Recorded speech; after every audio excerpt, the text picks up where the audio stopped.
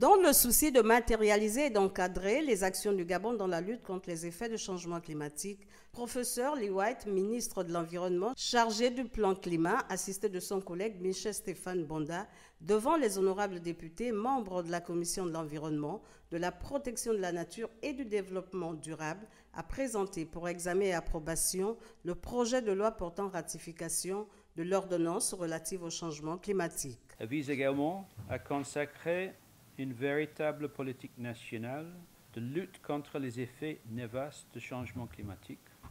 dont l'objectif majeur à atteindre est de renforcer la résilience de notre pays et de maintenir la neutralité carbone du Gabon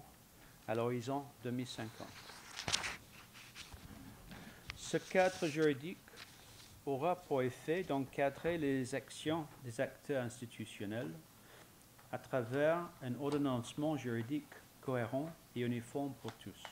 Cette ordonnance d'une importance capitale pour notre pays contient des outils et des mécanismes novateurs susceptibles de mieux contrôler ce secteur, notamment au niveau du plan climat.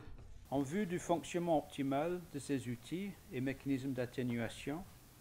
cette ordonnance préconise l'élaboration d'un inventaire national des émissions de gaz à effet de serre et d'un diagnostic d'émissions par opérateur et la création d'un registre national de gaz à effet de serre, clé de voûte du système d'information d'émissions de gaz à effet de serre et du système national des quotas d'émissions et de compensation carbone.